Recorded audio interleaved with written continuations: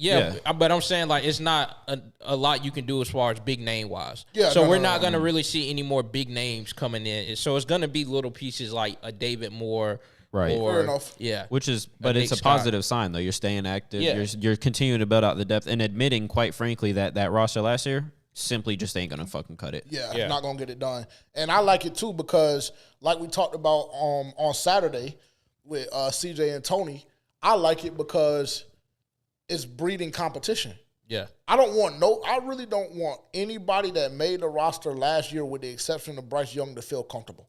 Yeah. And to be quite frank, he shouldn't feel comfortable either from a coaching standpoint. Yeah. I'm not saying from your job is in jeopardy. I'm saying you should not be complacent, comfortable, or feel like last year is the standard or the bar. Well, I think that Dave Canales has done a great job in already making him feel on edge in a sense, because just what I hear from like his interviews and stuff, he's like, it's going to be my way. He's going to have to do it my way. And if he doesn't do it my way, then I'm going to get on his ass. And then it's going to, like, we're going to leave from there. And then he also mentioned something about he wants a third quarterback that has games under their belt. Yes. So I saw that as well. That's another way that Bryce is like, don't feel comfortable, because, you know, if you fuck up to the point where you're unplayable, then we're not going to like to see Andy Dalton. Like, that's going to be very nasty, but at the same time, it's like, got to do what you got to do. Do you think that this new regime ever gets to that point, though, with Bryce Young? And I'm going to ask you that two-part question. Do you think they ever get to that point, A, and B, as a fan, when would you personally feel like, okay, let's see if we can just put him on the bench, let him learn a little bit more, et cetera? Like, what point would Bryce Young have to get to for you to feel that way personally? I mean, if he's just out there, like, just slinging picks, like, just nasty playmaking, just, like, nasty decision-making. Like, I feel like it's not a number that I can say, but I feel like it'll be to the eye test where we'll be able to tell, like, okay, this is some bullshit. Like, if we can go back and look and say, okay, obviously this is not the same team as last year.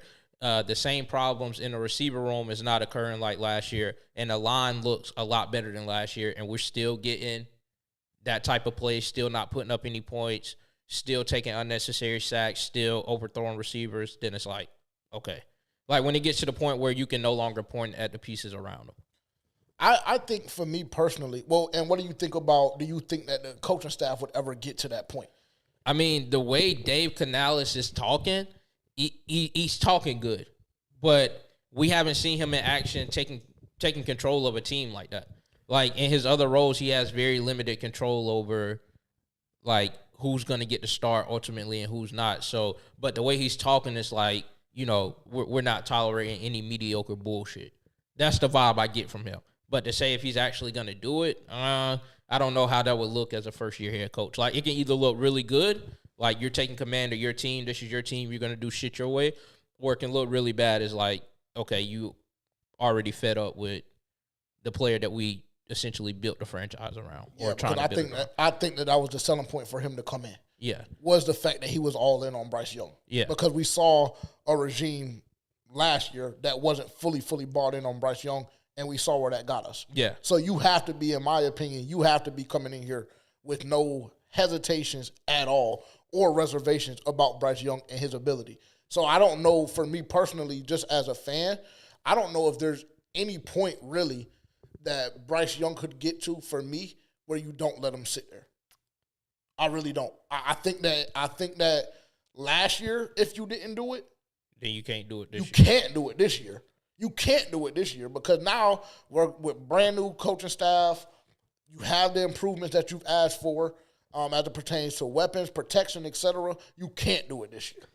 Can I want to answer that too, actually. Give a little bit of a different perspective. One, I don't think you ever get to that point with Bryce because I think he's an extremely coachable player.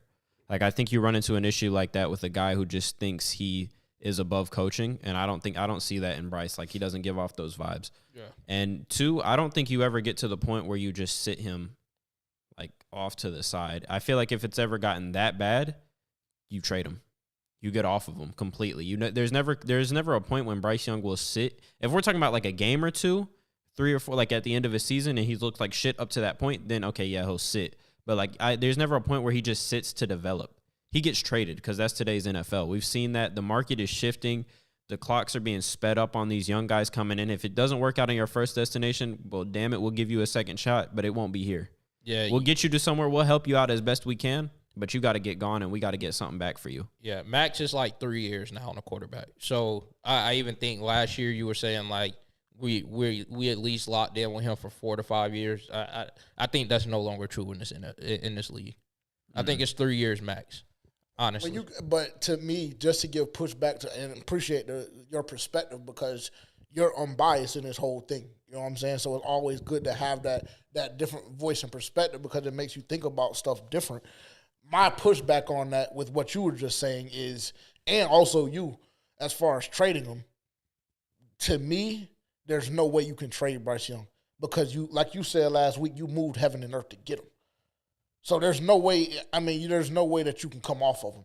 I mean, you keep him to 5 years, you keep him to 4 that he's guaranteed, and then you pick up his player option to see if it's just a completely slow burn and he comes on in year 4 or 5. But you never. To me, there's no situation ever in this lifetime where you move on from Bryce Young via trade. If I moved heaven and earth to get you, I can damn sure push a mountain out of my way to move you. Yeah, I also feel like. And I just feel like no quarterback, well, there's obviously a few, but there's not really a lot of quarterbacks that's unmovable when they get to the point that you can't play them because there's one. Pat? Yeah. That's it. That's the standard. And unfortunately, it's not fair, but that's where quarterbacks are held right now because there is a guy that's out there doing everything that a team everything that NFL teams want to do with their rosters and with their contracts. The Chiefs are doing right now because they have a guy who is capable of doing that. And unfortunately for the rest of the league, because that man, number 15 in Kansas City, is running through the league the way that he is, everybody's now elevated to a higher standard because you're trying to live up to that. Yeah. And that's what you have to compete with, specifically if you're in the AFC. Everywhere, though. If you want to win a Super Bowl, it looks like you got to go through 15. Yeah. And so far, only one person has done it, and that's 12. Yeah, he's no longer here. And I just feel like with the Justin Fields situation, I feel like obviously I could sit back and say that Chicago never put the proper pieces around him for him to be successful. And you still, for some reason, felt like he was the problem and then enhanced the roster and said, fuck it, we get you out of here. And going. That was dirt. They did him dirty. And like, to me, if I'm, like, as a fan, being JJ, even with the way I feel about Bryce Young, I've been extremely vocal about it. If the Carolina Panthers pulled that on Bryce Young, that would be nasty. But I'm just saying, based off of that situation, I just feel like nobody's untouchable because I feel like clearly you can't put all of this on Justin Fields when he had a shit offensive line, no receivers to throw to, and then magically you start surrounding him with fucking DJ Moore, Keenan Allen, and DeAndre Swift too? And then now it's fuck you. that is nasty fucking work. So I just feel like nothing is unmovable at this point. Yeah, they damn sure broke that barrier. Yeah. That was wicked. What they just did is fucking wicked. Now it'll be real funny if Caleb comes in and shits the fucking bed. They did all that, and then Caleb comes in and shits the bed. And that's what they would Justin deserve. Fields tears that shit up in Pittsburgh. Yeah. That's what they would deserve. That's what they would deserve, in my opinion. Because you just got to think. Yeah. Justin at the crib getting the same notifications we are. He got the Twitter notifications locked in. He nigga laying down in bed like, Keenan? Yeah. DeAndre? Oh, we about to turn it up. Pittsburgh? Nah, for real, that is nasty work. It's terrible. But I'm excited. I'm excited to see what Dave Canales is able to do with Bryce Young, I don't like I said, just kind of wrapping that little mini segment that we had right there. I don't know if we ever get to that point. And I pray to God we don't. Like, I don't want it to get misconstrued when I talk the amount of shit that I do about Bryce Young.